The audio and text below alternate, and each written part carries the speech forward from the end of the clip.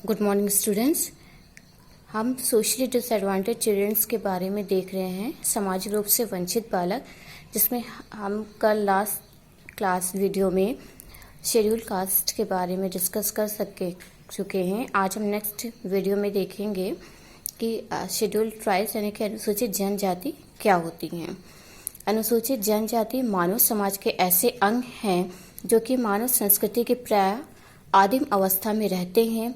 ये एक निश्चित भूभाग में निवास करते हैं, एक विशेष प्रकार की भाषा बोलते हैं, आदिम धर्म, प्रथा और परंपरा को मानते हैं तथा एक आदिम अर्थव्यवस्था व सामाजिक व्यवस्था के अंतर्गत निवास करते हैं। अनुसूचित जनजाति वो जनजाति है जो मानव संस्कृति के आदिम अवस्था में है और इनका निवास स्थान एक निश्चित होता है, निश्चित भूभाग में निवास करते हैं, प्रायः जंगलों में, यह जो बहुत ही घने रूप से पेड़ पौधे जहाँ पर पाए जाते हैं, जहाँ पर एक समाज का सोसाइटी से वो प्राय बहुत ही दूर रहते हैं। उनकी एक अलग प्रकार की भाषा होती है, उनका अपना एक धर्म होता है, अपने कल्चर को बहुत ही ज़्यादा वो फॉलो करते हैं। तो ऐसे जो प्राय पाए जाते हैं वो अनुसूचित जनजाति कहलाते हैं। इनके इसे विशेष भूभाग में रहने के कारण, भाषा के कारण या हम कहें इनकी सामाजिक व्यवस्था के कारण इनको सोसाइटी से इनके मेन स्ट्रीमिंग के लिए बहुत सारी प्रॉब्लम्स होती हैं, जो कि हम नेक्स्ट देखते हैं कि प्रॉब्लम्स ऑफ शेड्यूल्ड ट्राइब्स, अनुसूचित जनजाति की समस्याएं। तो पहले इसकी समस्या है सोशल प्रॉब्लम, सामाजिक समस्याएं। सामाजिक समस्याओं के अंतर्गत क्योंकि इनका एक निश्चित भूभाग होता है जो कि सोसाइटी से बहुत ही दूर होता है, घने जंगलों में ये निवास करते हैं और जहाँ पर सोसाइटी से कोई भी कनेक्शन या कोई भी इंटरेक्शन नहीं होता है, जिसके कारण इनको सामाजिक रूप से एडजस्टमेंट की प्रॉब्लम, इंटरेक्शन की प्रॉब्लम और सोसाइटी के साथ मिलकर काम करने में इनको समस्या आती है, क्योंकि ये अपना ही एक ग्रुप में रहते हैं और अपने ही नियम कानून को ये मानते हैं। सोसाइटी के नियम कानून की बात करें या उनके साथ इंटरेक्शन की बात करें, उनके साथ समायोजन की बात में इनको बाधाएं आती हैं। Next, low level of education, शिक्षा का निम्न स्तर। क्योंकि ये सोसाइटी से बहुत ही दूर रहते हैं तो इनकी एक अलग अपनी परंपरा होती है, अपने नियम कानून होते हैं, जिससे अनुसूचित जनजाति में शिक्षा का स्तर बहुत ही निम्न पाया जाता है। नेक्स्ट, इकोनॉमिक प्रॉब्लम्स, आर्थिक समस्याएं।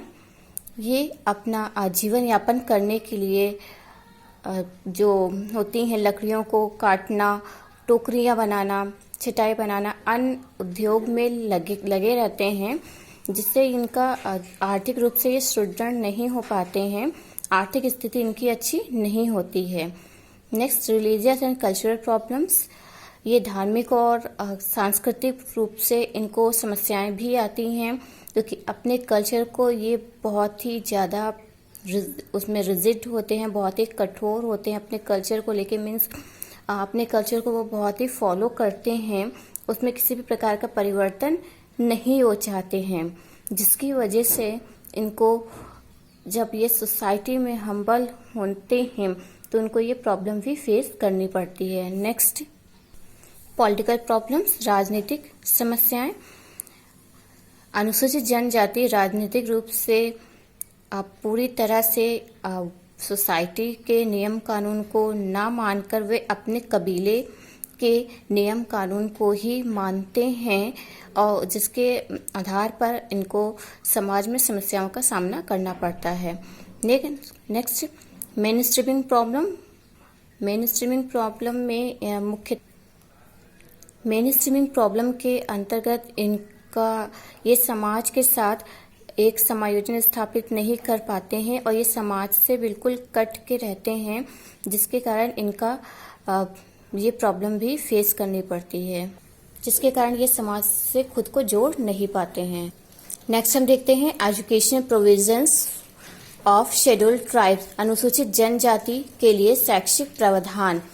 पैसा है रिजर्वेशन पॉलिसी, यानी कि आरक्षण नीति, जिसके अंतर्गत चाहे वो स्कूल हो, कॉलेज हो, जॉब हो, सर्विसेज हो, उनमें अनुसूचित जनजातियों के लिए रिजर्वेशन रहता है, जिसमें वो अपनी भागीदारी सुनिश्चित करके समाज का एक अभिन्न अंग बन सकते हैं। Next, establish of residential schools, आवासीय विद्यालयों की स्थापना, जिसके अंतर्गत बड़ी संख्या में आश्रम विद्यालय एवं आवासीय विद्यालय खोले गए हैं, जिसके अंतर्गत आश्रम विद्यालय, कस्तूरबा गांधी विद्यालय, जिसमें अनुसूचित जनजाति की छात्राएं आसानी से विद्यालय में प्रवेश ले सकती हैं और निःशुल्क इनके लिए सारी व्यवस्था रहती है।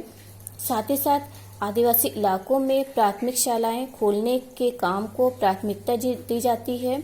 इन क्षेत्रों में स्कूल भवनों के निर्माण का कार्य, शिक्षा के बजट, राष्ट्रीय ग्रामीण रोजगार कार्यक्रम योजनाओं आदि के अंतर्गत प्राथमिकता के आधार पर हाथ में लिया जाता है।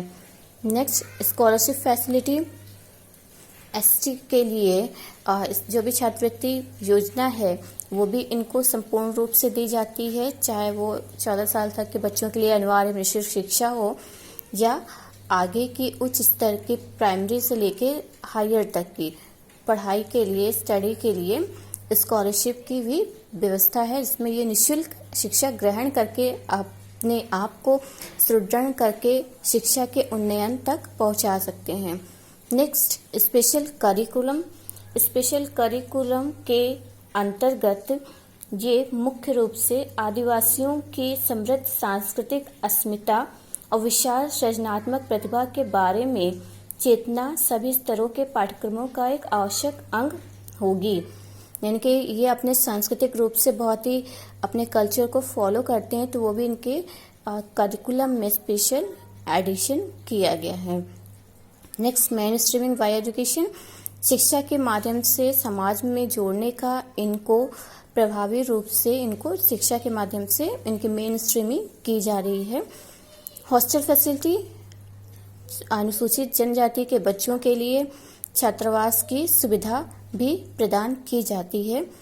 इजी एडमिशन इन स्कूल, किसी भी प्रकार के भेदभाव, चाहे वो धर्म के आधार पर हो, जाति के आधार पर हो, जन्म स्थान के आधार पर हो, आदि किसी भी प्रकार के भेदभाव के बिना सभी बच्चों को अनिवार्य रूप से आसानी से विद्यालय में प्रवेश मिलता है। स्पेशल प्रोग्राम्स के अंतर्गत इनके लिए बहुत सारी योजनाएं भी चलाई जा रही हैं, जिसमें आदिवासी इलाकों में प्राथमिक शालाएं खोलने के साथ ही साथ सामाजिक और मानसिक अवरोधों को दूर करने के लिए विशेष उपचारात्मक पाठचर्या तथा अन्य कार्यक्रम चलाए जा रहे हैं, जिससे आदिवासी विद्यार्थी सफलता से अपनी पढ़ाई पूरी कर सकें।